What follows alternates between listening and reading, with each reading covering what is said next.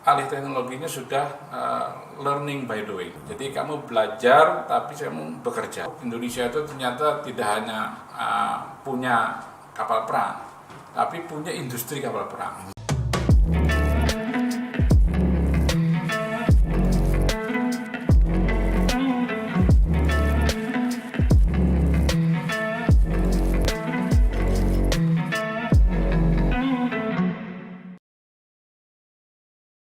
Assalamualaikum warahmatullahi wabarakatuh. Bertemu kembali sahabatku Singkong dan Kopi. Alhamdulillah, saya Haji Norman Fauzi akan bersama-sama, dan hari ini hadir sahabat saya yang dulunya dari Kalimantan, Pak Saukani. Assalamualaikum warahmatullahi wabarakatuh. Hari ini memang kita akan berbicara berbeda. Dan saya sengaja menghadirkan sahabat saya ini karena saya berpikir bahwa kita perlu mengeksplor, kita perlu menyampaikan informasi kepada masyarakat bahwa ada sesuatu yang menarik di mana putra bangsa, anak negeri yang punya kemampuan justru saat ini setelah purna tugas berada di perusahaan-perusahaan asing. Padahal negeri ini masih membutuhkan karya-karya cerdas, karya-karya hebat, kan begitu, untuk ke depan agar Nusantara kita, agar negara kepulauan kita ini semakin maju. Pak Saukani, saat ini sudah purna tugas dari PT PAL, kan begitu? Sudah purna tugas, Pak. Sudah pernah. Tapi kita tidak bicara masalah PT PAL-nya ini. Ya. Saya hanya bicara dari Kalimantan kok bisa nyampe ke Perak dan ke ITS, bagaimana ini ceritanya? Monggo. Ya Pak, memang Pak Norman, terima kasih. Ini sahabat untuk sahabat Singkong dan Kopi. Memang saya dulu awal-awalnya setelah di SMA saya memang bercita-cita untuk kuliah di ITS, khususnya juga teknik elektro. Jadi, nah kemudian waktu itu alhamdulillah saya bisa berkuliah di ITS teknik elektro, dan dalam perjalanannya ya seperti mahasiswa pada umumnya lah. Gitu. Artinya dulu dari Kalimantan memang sudah arahnya ke Surabaya, Surabaya. Oh gitu. Ya. Jadi pertimbangan saya kalau ke Surabaya itu lebih dekat lah, kan gitu. Kalau Banjarmasin dengan Surabaya itu satu kali jalan. Jadi tidak harus pindah-pindah. Oh gitu. Gitu. Bukan karena yakin jodohnya akan ada ketemu di Surabaya, atau gimana kira-kira? Oh, tidak. Jadi hanya kepingin itu aja saya sekolah. Karena saya dari awal punya passion lah gitu untuk berkuliah di ini. Jadi setelah lepas dari SMA di Kalimantan Selatan, tepatnya di Banjarmasin, kan begitu, terus hijrah ke Surabaya. Hijrah ke Surabaya untuk kuliah di ITS. Yes. Alhamdulillah diterima. Oke. Waktu itu berapa tahun? Sama seperti kami juga sudah ada 3. Biasa lah, sampai 5 tahun. Kalau dulu kan 5 sampai 6 tahun itu kan sudah normal. Ya. Gitu kan. Gitu. Oke, Pak Saukani, setelah meraih gelar tentunya sarjana teknik, ya. Tapi seangkatan kita masih insinyur kan? Insinyur. Itu spesialisasi yang diambil untuk itu adalah teknik elektro, kan memang di ITS memang ada teknik elektro. Padahal di ITS juga ada perkapalan, kan begitu ya? Iya, ada perkapalan. Apakah yang dituju Pak Saukani mulai dari Banjarmasin itu elektronya atau perkapalannya? Elektronya. Padahal dari dekat sekali dengan Banjarmasin, di ujung Padang ada loh perkapalan juga, kan? Ya, ada juga. Di Hasanuddin ya? Hasanuddin. Oke. Jadi setelah lepas atau setelah wisuda di ITS, lalu melamar pekerjaan atau bagaimana? Ya, melamar pekerjaan dan diterima di PT PAL. Oh, langsung diterima? Ya. Jadi Saukani muda ini langsung keluar dari ITS ketika itu bukan menikah dulu, tetapi Bukan. langsung ke PT PAL dulu. Langsung PT PAL dulu. Oke. Pak Sokani di PT PAL pertama kali masuk sebagai apa? Sebagai test engineer saya, semacam quality control. Quality control. Jadi QC ya? Iya, QC.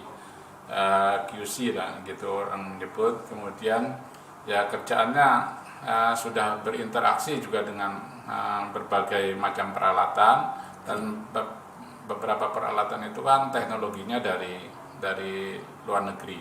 Oke. Jadi banyak, dan di situ tantangan yang kita hadapi ya cukup langsung harus bisa berkomunikasi dengan bagaimana kalau misalnya ada kerusakan, ada semacam ada kesalahan-kesalahan tertentu yang harus bisa dikomunikasikan gitu. Oke. Pak Sokani, ketika lulus tadi Ya, itu tes langsung diterima kan gitu. ya. Luar biasa. Kira-kira persiapannya itu bagaimana? Tahun berapa itu? Sekitar tahun 90-an. Tahun 90-an. Ya. Langsung tesnya. Jadi waktu itu TOEFL belum ada ya? Belum ada. Belum ada. Iya. Pak Sokani, tentunya tahun segitu kan coba kita review kembali Iya. bahwa tentunya PT PAL itu berdiri karena sebuah ide hebat dari seorang Habibie kan? Ya, betul. Bagaimana? Betul ya. Oke. Jadi istilahnya kalau founding father-nya itu adalah Pak Habibie memang. Oke. PT PAL. Mohon diceritakan bagaimana antara histori antara Pak Habibie dengan PT PAL? Jadi Pak Habibie kan waktu itu kan mendirikan industri strategis, ada kalau nggak salah Nurtanio. Nurtanio, Oke. ada PT Pindad, ada Oke. Pindad termasuk ya, PT PAL juga, ada PT Land dan sebagainya kan PT Land, oke. lengkap. PT Land khusus untuk strategi tentang desain apa? Desain, Ya, oke. Terus? elektronika, Elektronika, segala iya. macam. Yang ada di Bandung kan? Ya, yang ada di Bandung. Oke, Kemudian di PT PAL sendiri kan industri kapal. Oke. Industri kapal membuat kapal baru. Oke. Lain kapal niaga dan kapal perang. Oke. Nah, yang membuat namanya kapal baru itu melibatkan banyak disiplin. Oke. Jadi tidak hanya perkapalan Iya. atau sistem perkapalan, tapi juga ada elektro, permesinan, dan termasuk interior ruangan seperti ini juga membutuhkan arsitek. Arsitek, betul. Jadi multidisiplin kalau bekerjanya itu, sehingga kita juga mau nggak mau ya kita harus juga melirik yang bersinggungan dengan kita. Kita mempelajari juga yang bersinggungan, misalnya dengan kapal gitu. Kita ya sedikit-sedikit kita mempelajari dulu. Oke. Pak Sokani, tentunya Pak Habibie orang hebat kita, Ya, tentunya ingin punya sebuah grand design yang sangat luar biasa untuk Indonesia ke depan. Mungkin untuk next ya, 20, 25, 30 bahkan Ya. Indonesia 50 tahun ke depan. ya, Sekarang beliau sudah wafat, tentunya beliau meninggalkan sebuah karya-karya yang luar biasa, baik itu di industri penerbangan maupun di PT PAL. ya. Akan tetapi yang ingin saya tanyakan, saya mendengar bahwa ada alih teknologi di sini. Ya. Mohon dijelaskan. Jadi alih teknologi Di era Pak Habibie ini di ya? era Pak Ya. Habibie Oke. itu memang alih teknologinya sudah learning by doing. Jadi kamu belajar tapi kamu bekerja. Jadi kita tidak seperti mulai dari kertas kosong, tapi adalah mulai dari barang yang sudah jadi. Oke. Barang sudah jadi kita istilahnya nyemplung di sana. Nah, sampai kita tahu persis seperti apa performanya, kinerjanya daripada kapal ini gitu. Nah, kemudian di situ muncul kemampuan untuk mendesain yang berbeda dengan yang sudah kita belajar tadi itu. Oke. Artinya Pak Sokani yang dimaksud, saya membayangkan bagaimana sebuah grand design daripada Pak Habibie, bahwa Pak Habibie tentunya melihat ini ada negara kesatuan loh, Ya, kepulauannya begitu banyak, ya, sehingga dibutuhkan kapal. Makanya Pak Habibie melihat harus ada dukungan industri kapal yang cukup Ya. bagus, dan itu dilakukan oleh putra-putra bangsa Indonesia sendiri. Ya. Maka yang saya ingin mendapatkan informasi tentang persoalan alih teknologi itu, yang dimaksud Pak Habib itu kayak apa sih, Pak? Ya, jadi kan tadi itu kan gitu, Pak Habibie kan selalu berawal dari akhir kan gitu. Oke. Makanya ada dua kapal, jenis kapal yang waktu itu istilahnya itu kita beli lisensinya. Tadi kalau kapal niaga itu sekarang terkenal dengan kapal Caraka Jaya. Oke. Itu bobotnya Berapa itu, Pak? bobotnya kecil sekali Pak, 3.500. Oh, Nah, kemudian ada yang namanya di kapal perang ada FPB, pas patrol boat 57 meter. hanya 57 meter. 57 meter. Oke. Nah, kalau yang Caraka Jaya kemudian kita setelah kita nyemplung di sana, kita paham prosedurnya, bagaimana mendesain kapal, bagaimana membeli peralatan-peralatan kapal, bagaimana memproduksi kapal. Sudah tahu itu semua, nah kita mulai berkreatif gitu Pak, berkreatif dengan tadi itu kapasitas yang lebih besar. Oke, Pak Sulkani. Ya. Ini sudah mulai ada informasi yang jelas ini. Ya. Artinya bahwa Pak Habibie memulai untuk industri perkapalan kita itu dengan meletakkan sebuah, kayak kalau mungkin sahabat Singkong dan Kopian anak muda kita main di game kan gitu, naval ops kan begitu ya. Ya. Mereka menata dulu mulai dari kapal yang kelas paling kecil, mereka rancang bangun segala macam sehingga mereka nantinya akan menjadi sampai ke kapal induk kan begitu. Nah, kembali kepada pertanyaan saya, saat itu hanya mengambil sebuah rancang bangun dari pihak luar. Ya. Dari mana itu, Pak? Jadi waktu itu kan kalau kapal niaga itu dari Jepang. Jepang. Caraka Jaya itu, kemudian kalau yang FPB 57 meter itu dari Jerman. Dari Jerman. Ya. Nah, kemudian kita di situ ada kan kerjasama industri antara galangan kapal dengan galangan kapal di Jerman, dengan galangan kapal di Jepang, kerjasama. Oh, ada tripartit ini ya? Ada tiga pihak? Enggak, ya PT PAL dengan Jepang, PT PAL dengan Jerman, gitu. Jadi dengan seperti itu kita dikirim ke sana untuk belajar tadi itu, belajar istilahnya bagaimana best practice-nya itu. Jadi praktek-prakteknya membangun kapal itu seperti apa, mulai dari mendesain, kemudian bagaimana mencari komponen pasar. Agar bisa jadi satu sistem di dalam kapal. Memilih plat, ketebalan dan ketipisan itu juga masalah, Pak? Iya. Mohon dijelaskan. Itu kalau memilih plat, misalnya ketebalan dan sebagainya, itu kan didesain dari desain awal, kemudian ada perhitungan, kekuatan, macam-macam perhitungan, dasar-dasar perhitungannya, sehingga nanti di final, di bagian ini ketebalannya sekian, di bangunan atas ketebalannya lebih tipis, seperti itu. Artinya saat itu saja Pak Habibie sudah melihat bahwa konsep kapal itu kan ada NATO system kan begitu, design by NATO kan begitu. Ada satu sisi design by Japanese kan begitu. Iya, bisa dijelaskan. Jadi kalau tadi itu, kalau NATO itu memang untuk kapal-kapal perang. Nah, pada waktu itu kan kita juga harus bekerja berdasarkan standar NATO itu. Karena kan galangan kapal kita di Jerman sana kan sudah mengadop itu. Nah, kita mempelajari bagaimana standar NATO.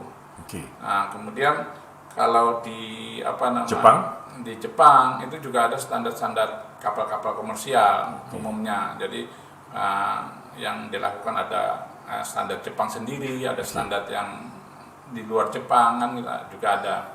Nah, itu sebenarnya tidak bisa digabungkan karena memang peruntukannya berbeda. Karena yang standar kapal Jepang ya memang untuk kapal niaga, standar yang. Nah, kemudian kan mestinya juga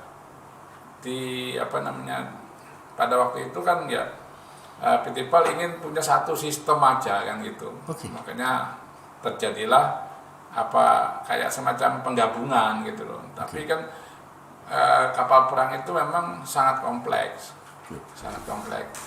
Pak Sulkani, saya ingat saya punya sahabat Dan waktu itu saya bersama-sama ketika kami di Komite Nasional Pemuda Indonesia di Jawa Timur dan di Surabaya, kami mengadakan kayak layar naik kapal perang tapi hanya melintas aja saat itu.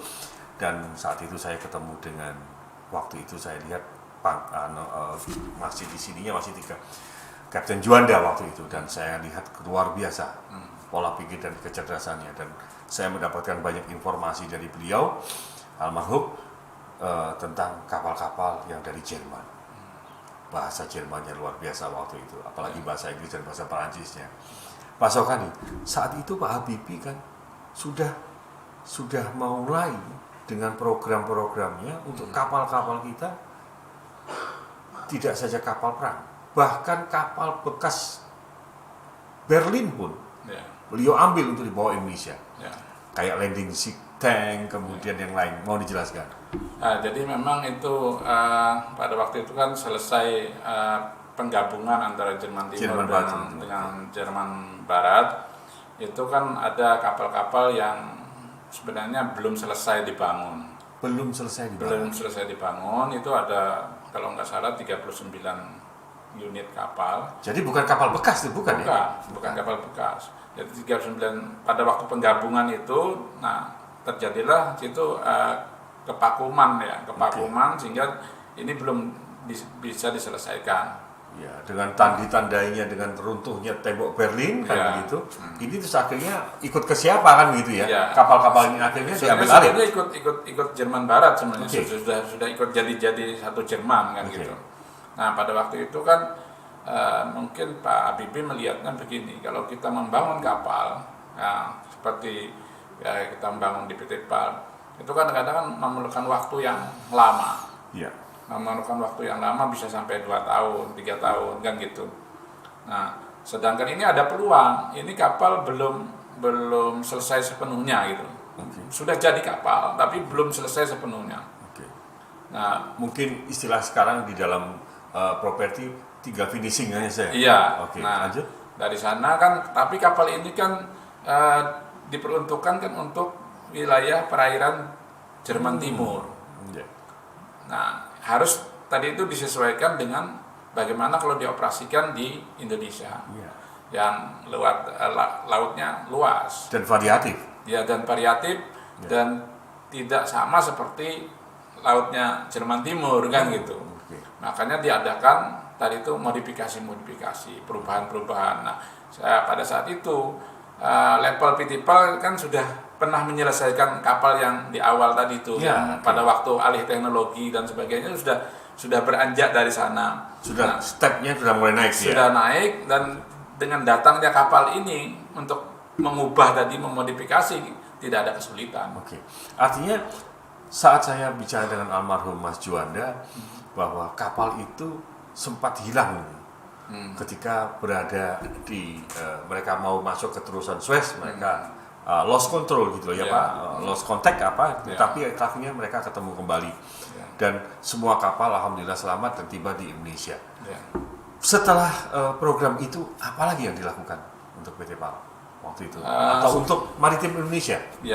Jadi kan memang agak lama, karena itu kan terjadinya sekitar tahun 93, 94 gitu kan, yang 95 lah gitu, kapal-kapal Jerman Timur itu. Kemudian kita masih melanjutkan juga program EPB itu sampai 12 kapal itu sampai 2 tahun 2002. Kita melanjutkan 2002. Nah, di situ itu agak vakum. Setelah kita EPB, mestinya kan kita sudah karena EPB itu kalau dipersenjatai sudah semacam korvet ringan lah.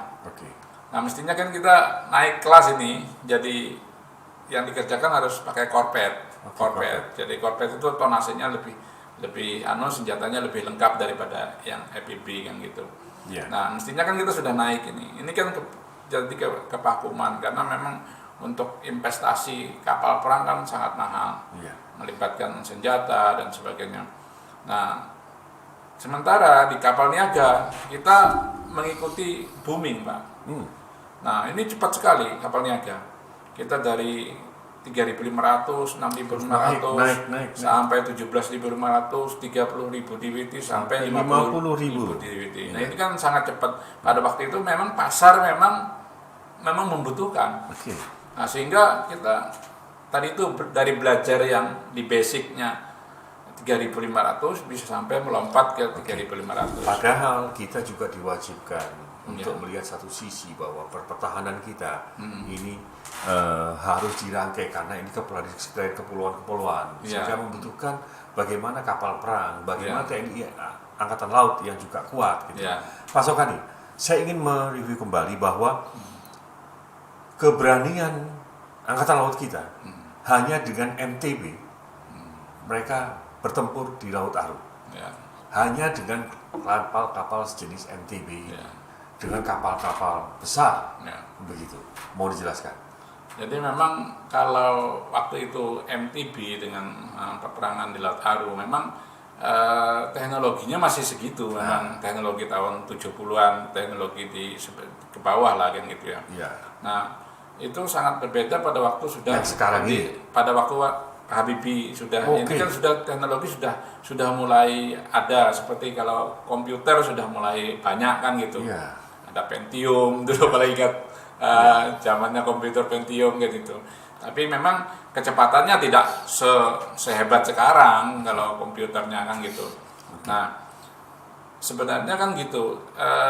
Ini juga pada waktu itu kita masih ada teknologinya analog, jadi tidak semuanya digital. Digital juga masih digital yang awal-awal, bukan seperti sekarang yang full digital gitu. Artinya juga bahwa seperti yang saya katakan tadi, saya sebenarnya tanya itu untuk bernostalgia sedikit. Saya ingin tahu bahwa apakah industri kapal perang kita di tahun itu saja kita sudah bertempur dengan motor torpedo boat kan begitu. Nah, sekarang udah sampai di mana ini kan begitu, Pak? Di tahun 2022 ini sampai sekarang ini sampai di mana kira-kira ini? Sedangkan semangatnya sudah seperti itu, gimana?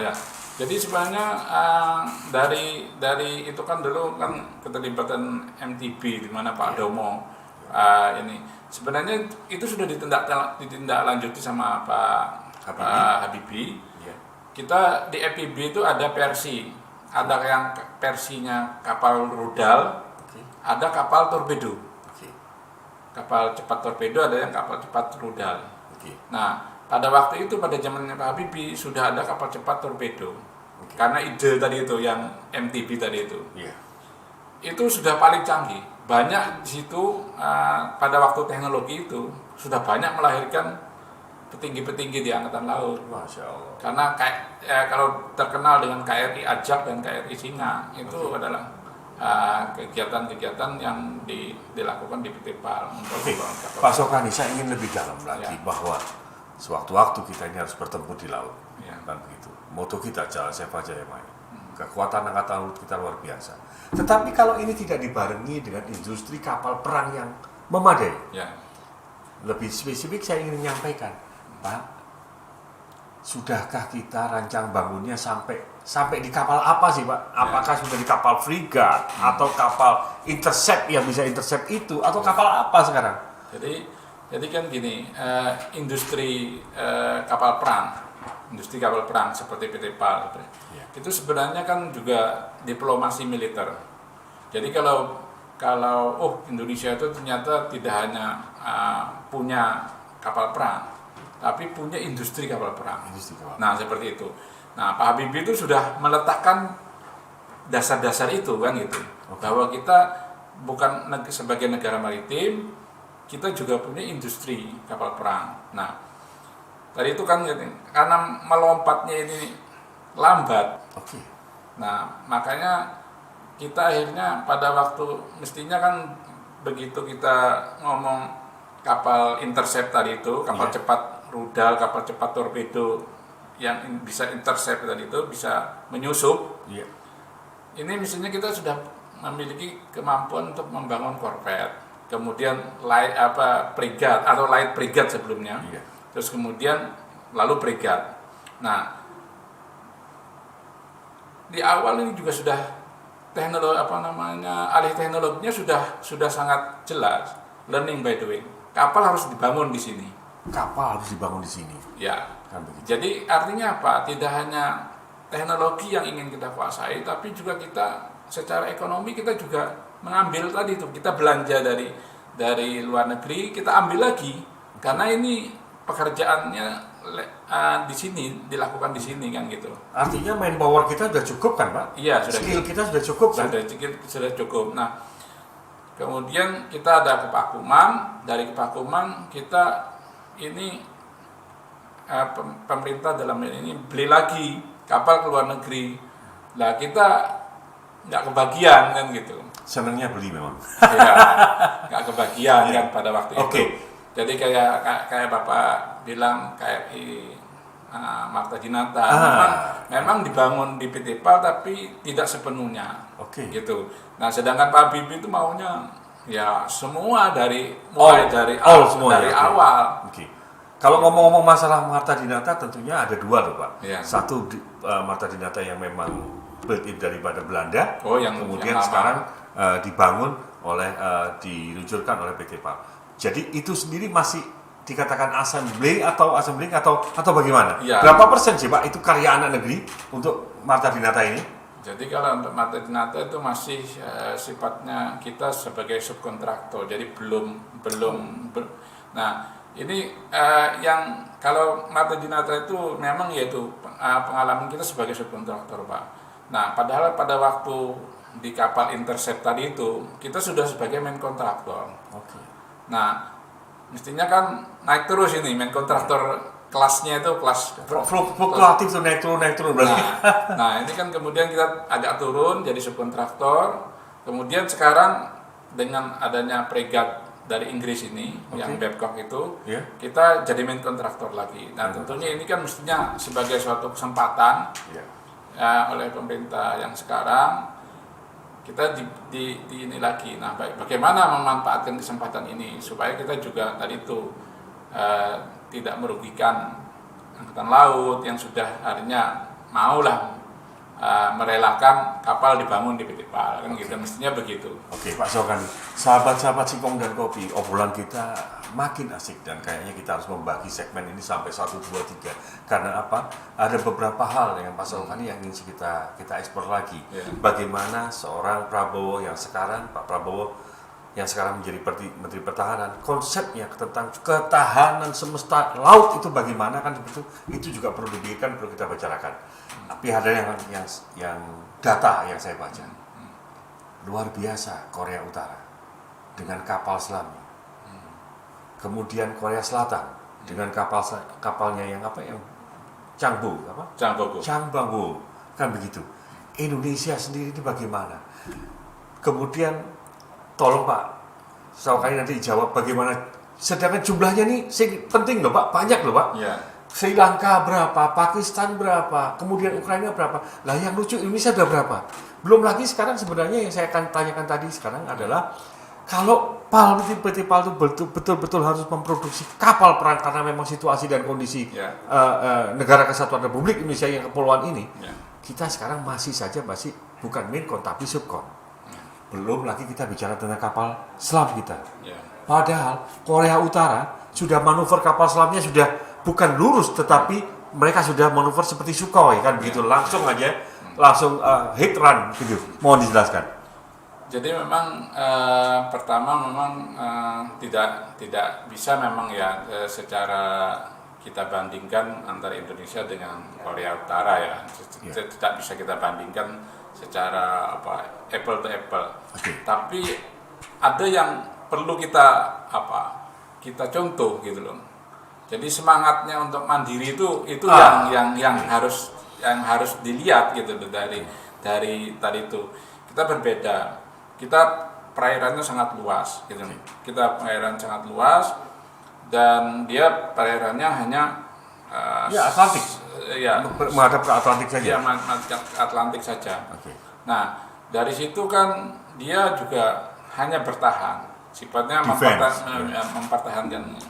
Nah, pada waktu itu dia kan dari perang dingin itu dia dapat kapal selam Hibah gitu. ya hibah Dari Uni Soviet. dari Uni Soviet Ya. yang namanya kapal selam ukurannya sekitar 39 meter. Lebar? Lebar sekitar mungkin 2 meteran lebih sedikit lah. Oke. 2,5. Sepertiga apa lapangan sepak bola nih? Iya.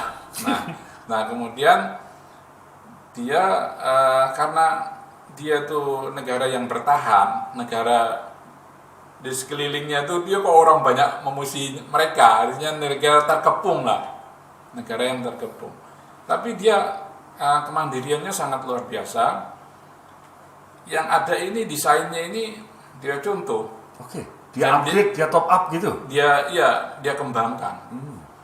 Termasuk tadi itu yang Bapak bilang stealth. Nah, Iya. siluman. Iya. Kan gitu. Berapa tiba-tiba menyusup ke dalam ini. Itu memang sudah dikembangkan kapal yang namanya kapal selam kecil namanya Midget, Pak. Iya. Namanya Midget tadi itu dia sudah mengembangkan begitu luar biasa sehingga tidak sulit dideteksi oleh kapal selam besar yang dari Korea Selatan Maupun kapal perang di atas perairan kan begitu. Iya. Luar biasa. Itu yang luar biasa. Terus kemudian alatnya. Oke. Alatnya salah satunya yang saya tahu itu salah satunya adalah radar pasif. Oke. Lah padahal dia itu kan diembargo. Oke. Nggak bisa beli kemana-mana, kan nggak bisa beli kemana-mana. Jangankan beli apa-apa, penerbangan aja Iya. dari Korea Utara itu hanya bisa sambung ke China kan China, begitu. iya. Iya. Nggak mungkin mereka bisa ke Seoul, nggak Iya, mungkin. iya. Hanya Pyongyang dan Iya. ke China aja. Betul. Mau beli apa kan begitu. Mau beli apa? Tetapi sekarang kenapa angkatan laut dan kapal selamnya jumlahnya besar, Iya. kemudian teknologinya juga seperti itu bagus. Iya. Kenapa Pak Sokani? Jadi ya itu tadi semangat dia untuk mandiri karena dia merasa terkepung. Terkepung oleh orang banyak memusuhi mereka kan gitu. Dengan juga termasuk embargo ekonomi dan sebagainya itu. Nah, salah satu tadi saya sampaikan radar pasif. Radar pasifnya itu dia beli dari radar aktif. Radar aktif yang ada di pasaran. Yang murah komersial, Pak. Oke. Murah sekali. Terus dia dijadikan radar pasif. Radar pasif itu misalnya ada bapak latihan tembak-tembakan, saya dengerin aja nih nyerap informasinya. Nah ini kan kemudian ini dipelajari. Oh ini mereka lagi latihan pakai ini kekuatan ini. Itu dari radar aktif di pasaran diubah jadi radar pasif yang militer. Luar biasa. Iya, Pak Sokani, di penghujung acara ini tentunya harapan kita Pak Sokani harus berjanji untuk terus memberikan informasi, waktu kita terbatas dan kita akan terus mengulas. Tujuan kita, sahabat Singkong dan Kopi adalah tidak ada lain untuk kita sadar bahwa negara ini perlu kita bantu. Negara ini perlu pemikiran kita. Negara ini perlu kita dorong. Dan termasuk masyarakat perlu kita berikan wawasan dan pengertian bahwa bagaimana wawasan kebangsaan kita, wawasan kelautan kita ini ke depan bagaimana, jangan sampai kita ketinggalan. Apa yang kita informasikan melalui podcast Singkong dan Kopi, harapannya adalah anak kita ke depan mampu mandiri dari industri kapal, baik kapal dagang, kapal perang dan kapal transportasi dan bahkan kapal selam kan gitu. Apa closing statement monggo Pak Sokani? Ya, jadi saya sampaikan bahwa memang kita di dalam negeri itu kalau untuk kurva belajar kita memang tidak semulus ya, tidak semulus tapi lompat-lompat ya paling tidak kan sekarang sudah mulai mengarah lagi ke seperti cita-cita leluhur kita kan. Pak Habibie. Ya, jadi itu yang menurut saya sangat penting. Jadi kita membangun di sini, banyak orang yang bisa terlibat di sini untuk kalau kita membangun di sini apa kekurangan kita, apa yang jadi kita tidak semata-mata ini kita bisa membangun seperti itu, euforia seperti itu, bukan. Jadi tapi seberapa banyak orang yang bisa belajar dari proses pembangunan. Jadi lesson learn kita itu kita belajar dari yang kita pelajari. Itu seperti apa? Nah, untuk kemudian berkreasi untuk menciptakan produk-produk baru yang inovatif gitu. Ditentukan dengan situasi dan kondisi Iya. daripada Indonesia ini. ya, syukur-syukur bisa Dijual kan gitu. Profit lagi. Iya. Sahabat Singkong dan Kopi, tibalah di akhir acara kita ngobrol di Singkong dan Kopi Podcast Jatim News Media bersama sahabat saya yang dulunya dari Kalimantan Selatan, dari Banjarmasin, lalu harus mengejar cita-citanya di Surabaya. Untuk kita ketemu di Surabaya, Pak, ketemunya Iya. bukan ketemu di Banjarmasin kita. Sahabat Singkong dan Kopi, ada beberapa catatan yang perlu ingin saya sampaikan. Dua hal. Yang pertama, bahwa banyaknya putra-putri bangsa, walaupun usia di purna tugas maupun yang lain, banyak sekali yang masih punya ide hebat. Misalnya makanan, mereka masih sari-sari daripada kelapa itu, santan itu masih bisa dimanfaatkan. Sekarang kembali kepada kita, apakah banyaknya orang hebat itu bisa kita tampung menjadi sebuah sesuatu yang juga hebat? Yang kita khawatirkan banyaknya orang hebat, tetapi hanya sedikit orang yang mampu mengordinir daripada ide hebat untuk menjadi kemakmuran dan kemaslahatan dan martabat bangsa. Yang nomor dua, jangan sekali-sekali kita ini terus riset dan riset. Kan begitu. Sebab kita nggak tahu kapan kita akan menghadapi perang, kan begitu ya. Nah, kalau industri kita itu industri riset, kan begitu, tentunya tidak bisa langsung dinikmati, kan begitu. Contohnya sepeda, kita masih riset tentang sepeda, padahal orang lain harus naik sepeda, kan harus kan begitu, Pak. Demikian sahabat Singkong dan Kopi, Pak Syaukani, kita harus segera ketemu kembali untuk bicara. Mungkin ke depan yang kita bicarakan adalah maritim daripada Negara Kesatuan Republik Indonesia. Terima kasih. Wassalamualaikum warahmatullahi wabarakatuh. Salam Singkong dan Kopinya begini, Pak. Ya.